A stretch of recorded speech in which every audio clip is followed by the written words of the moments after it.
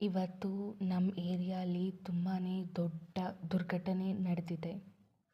ಏನು ಅಂದರೆ, ನಮ್ಮ ಕಾಲೋನಿಯಲ್ಲಿ, ನಮ್ಮ ಸ್ಟ್ರೀಟಲ್ಲಿ ಒಂದು 3 to 4 ಮನೆ ಬಿಟ್ಟರೆ ಒಂದು ಮನೆ ಸಿಗುತ್ತೆ. ಅಲ್ಲಿ ಫಿಫ್ತ್ ಸ್ಟ್ಯಾಂಡರ್ಡ್ ಓದ್ತಾ ಇರೋ ಹುಡುಗಂದು ಡೆತ್ ಆಗಿದೆ. ಇದು ಹೇಗಾಯ್ತಂದರೆ, ಆ ಹುಡುಗ ತುಂಬಾ ಒಳ್ಳೆ ಸ್ಕೂಲಲ್ಲಿ ಓದ್ತಿದ್ದ. ನಮ್ಮ ಕಾಲೋನಿಯಲ್ಲಿ ಒಂದು ಸ್ಕೂಲ್ ಇದೆ, ತುಂಬಾ costly.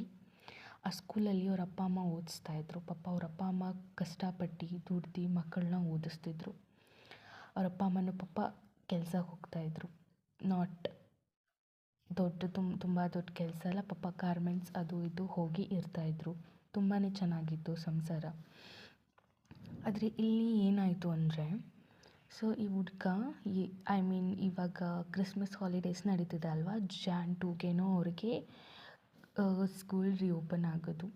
So first point, he was very addicted to mobile phone.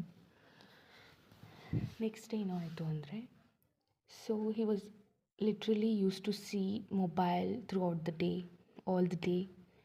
ಯಾವಾಗೂ mobile phone ನೋಡ್ತಿದ್ದ.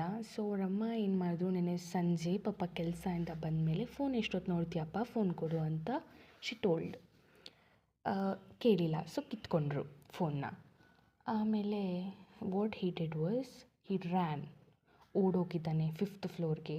I think they live in 3rd or 4th floor, I don't know. But 4th ಫ್ಲೋರ್ಗೆ ಹೋಗಿ ಅಲ್ಲಿಂದ ಮತ್ತೆ ಅದು ಎತ್ತರ ಸಾಲಲ್ಲ ಅಂದ್ಬಿಟ್ಟು ಅಗೇನ್ ಸಿಂಟ್ಯಾಕ್ಸ್ ಮೇಲೆ ಹೋಗ್ಬಿಟ್ಟು ಧುಮುಕಿದ್ದಾನೆ. ಆ್ಯಕ್ಚುಲಿ ಅಲ್ಲೇ ಡೆತ್ ಆಗಿದೆ. ಬಟ್ ಅವ್ರ ಅಪ್ಪ ಅಮ್ಮ ಒಂದು ಲಾಸ್ಟ್ ಹೋಪ್ಸ್ ಇತ್ತು, maybe he would survive ಅಂತ. So they took him to hospital.